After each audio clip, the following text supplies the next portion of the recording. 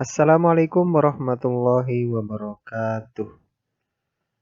Di video kali ini kita akan belajar mengenai materi perkembangbiakan hewan.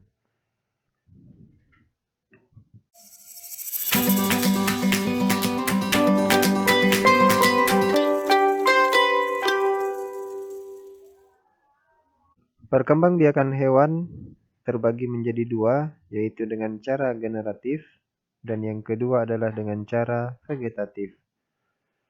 Cara generatif diantaranya adalah ovipar, lalu vivipar, dan ovovivipar. Sedangkan vegetatif terbagi tiga, yaitu membelah diri, fragmentasi, dan juga bertunas. Pada materi kita yang akan menjadi fokus pembahasan adalah materi mengenai generatif saja. Karena untuk vegetatif akan kita pelajari di kelas tingkat selanjutnya. Perkembangbiakan generatif pada hewan adalah perkembangbiakan untuk menghasilkan individu baru yang melalui proses pembuahan. Pembuahan adalah peleburan sel jantan dengan sel betina. Atau dengan kata lain, generatif di sini adalah menghasilkan individu baru dengan cara kawin. Berkembangbiakan generatif terbagi tiga. Yang pertama adalah ovipar. Ovipar adalah berkembang biak dengan cara bertelur.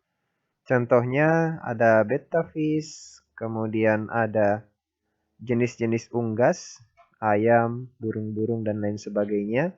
Kemudian ada penyu. Dan tentu saja masih banyak contoh lain di sekitar kita, di lingkungan kita, yang merupakan hewan ovipar atau hewan yang berkembang biak dengan cara bertelur.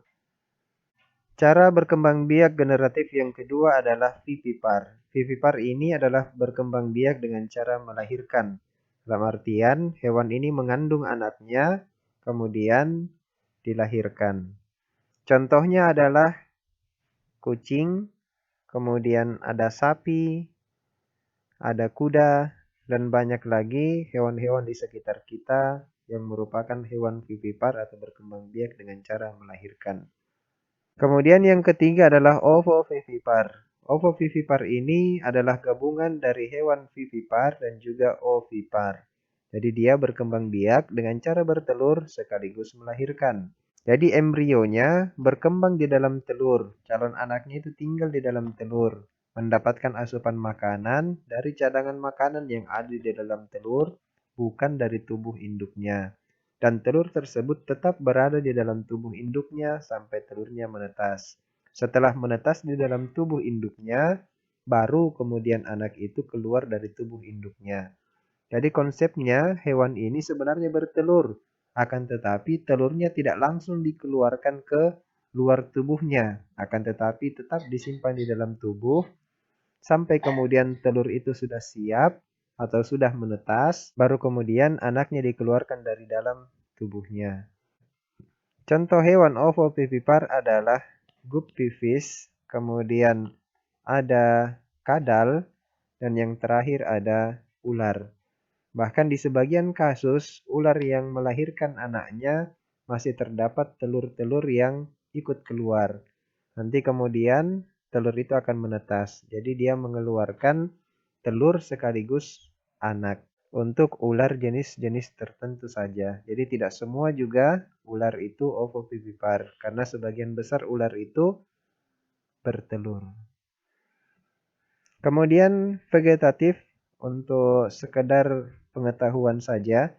Jadi vegetatif itu adalah perkembangbiakan untuk menghasilkan individu baru tanpa melalui proses pembuahan. Jadi tanpa peleburan sel jantan dengan sel betina. Contohnya di sini ada amuba. Ini dengan cara membelah diri, kemudian ada cacing pipih dengan cara fragmentasi, dan ada hidra dengan cara bertunas. Maka di materi video ini saya tidak banyak membahas mengenai vegetatif. Sekian video singkat hari ini, semoga bermanfaat. Terima kasih, selamat belajar dan jangan lupa tersenyum. Wassalamualaikum warahmatullahi wabarakatuh.